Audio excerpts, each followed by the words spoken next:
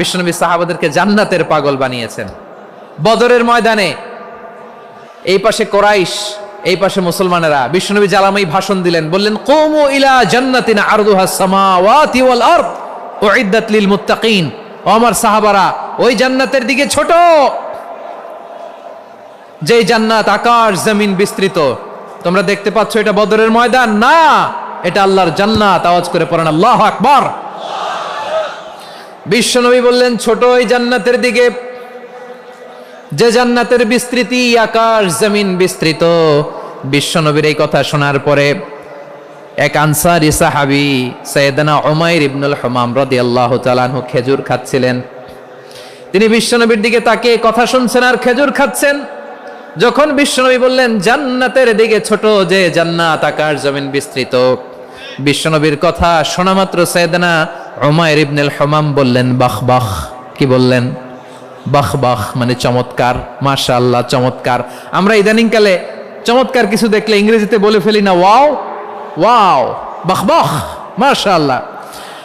বিশ্বনবী বললেন মা ইয়াহমিলুকা আলা কওলিকা বাহ বাহ ইয়া উমাইর।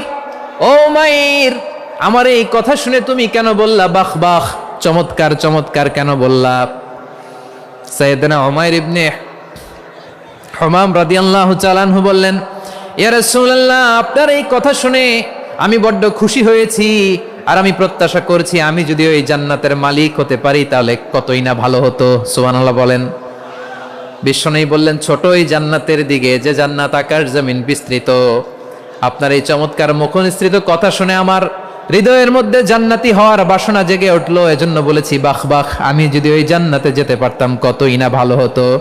উমাইরের কথা শুনে বিশ্বনবী বললেন ঠিক আছে উমাইর, জান্নাতে ঢোকার জন্য, এই জান্নাতের অধিবাসী হওয়ার জন্য যেহেতু তোমার এত আকাঙ্ক্ষা, আমি বলে দিলাম আনতা মিন আহলিহা, তুমি আল্লাহর ওই জান্নাতের অধিবাসী হবা। যাও উমাইর, তুমি ওই জান্নাতের অধিবাসী, ওই জান্নাতে তুমি ঢুকবা, তুমি জান্নাতি। তার মানে সহজ কথায় তুমি জান্নাতি। সুবহানাল্লাহ বলেন। যখনই বিশ্বনবী বললেন জান্নাতি, সাইয়েদনা উমাইর রাদিয়াল্লাহু তাআলা আনহু খেজুর খাচ্ছিলেন আর মনে মনে ভাবে বিশ্বনবী যখন ওয়ারেন্টি দিয়েছে, বিশ্বনবী যখন গ্যারান্টি দিয়েছে আমি জান্নাতে যাব, তাহলে হাতে তো এখনো 3টা খেজুর বাকি। এই 3টা খেজুর যদি খাই তাহলে জান্নাতে ঢুকতে দেরি হয়ে যাবে। সুবহানাল্লাহ পড়েন।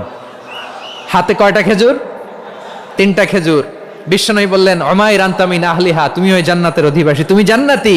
উমাইর চিন্তা করলেন আমি জান্নাতি, নবীর মুখ দিয়ে যখন বেরোইছে ওই জান্নাতে তো আমার ঢুকতেই হবে, কিন্তু হাতে 3টা খেজুর খেয়ে যদি জিহাদের ময়দানে যাই তাহলে জান্নাতে যেতে তো দেরি হয়ে যাবে।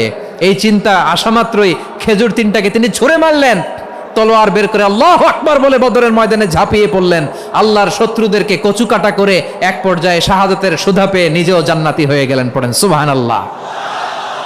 আমরা দুনিয়ার বুকে আমরা হয়েছি দুনিয়ার পাগল, ক্ষমতার পাগল, সম্পদের পাগল, খ্যাতির পাগল। বিশ্বনবী তার সাহাবাদেরকে বানিয়েছিলেন জান্নাতের পাগল। পড়েন সুবহানাল্লাহ। ওই